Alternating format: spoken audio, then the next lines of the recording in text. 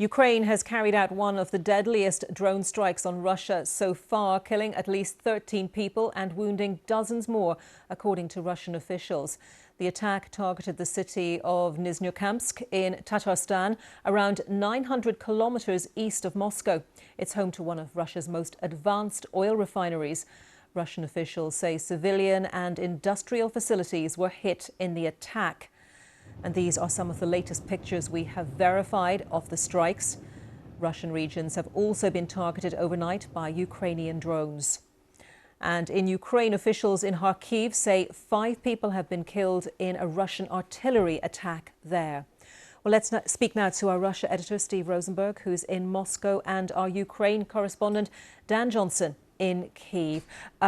Steve, I'll begin with you. Put this latest drone attack by Ukraine into Russia into context for us, because it has been going after oil facilities, oil refineries a lot in recent days and weeks, hasn't it?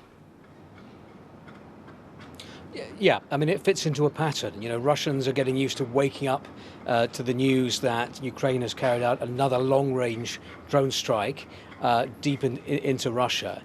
So no real sense of surprise here, although some shock about the death toll. Earlier today, the mayor of Nizhnekamsk said that Ukrainian drones had attacked industrial and civilian targets in the city. He didn't specify what exactly, but we know that there is a big oil refinery in the city. There's also a big petrochemical plant. The one thing that Russian officials have provided details of is casualty figures. They say that at least 13 people have been killed, which makes this, as you mentioned, one of the deadliest Ukrainian drone strikes on Russia so far. And Dan, what more can you tell us about the Russian attack in Kyiv?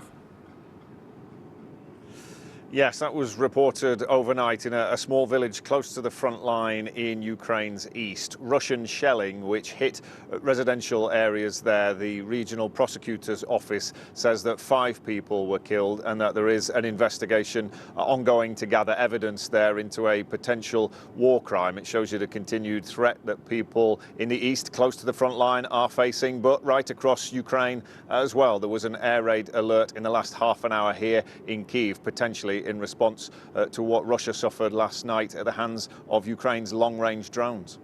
Yeah, and before I go back to Steve, Dan, what is the strategy, the calculation here on Ukraine's part? Because it can't, as we know at the moment, defend itself from Russian ballistic missiles, but it does have the capability to carry out these drone attacks into Russia. So what message is it trying to send?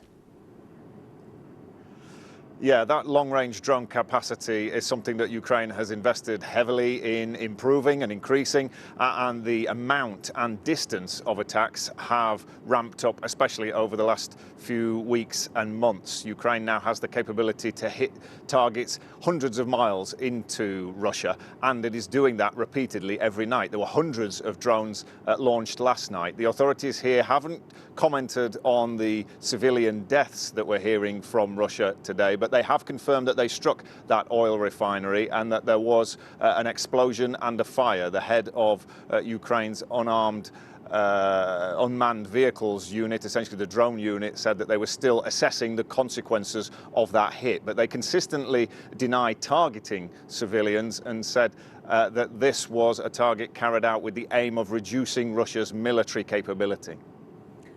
And Steve, speaking of Russia's military capability, estimates of the number of Russian soldiers or soldiers fighting for Russia killed and injured are well over 1 million since the start of this war. We're also hearing from President Zelensky. He's quoted as saying that Russia is bringing in tens of thousands more troops from North Korea to fight for them. So what is the manpower situation in this war from Russia's perspective?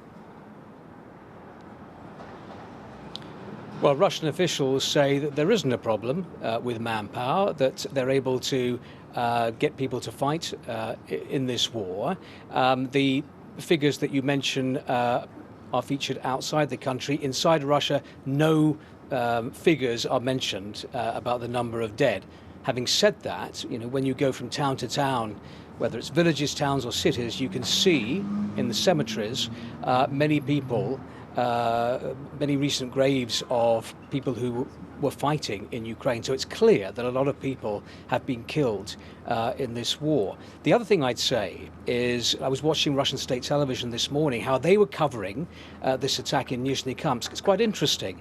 It was mentioned briefly, but without any details about what was struck and without any images, any video from the scene. It's like bad news sort of reduced to news in brief. The bulletin was leading with Russian strikes on Ukraine. And I'll get a brief word from both of you, if you would, Steve, beginning with you, on the thinking in the Kremlin about this war and whether there is any suggestion at all that President Putin would be minded to get involved in talks. There's no sense at the moment of a change of approach from the Kremlin. No sense of compromise or a desire for compromise, I think. Vladimir Putin seems to think that in this sort of war of attrition, Russia will eventually win.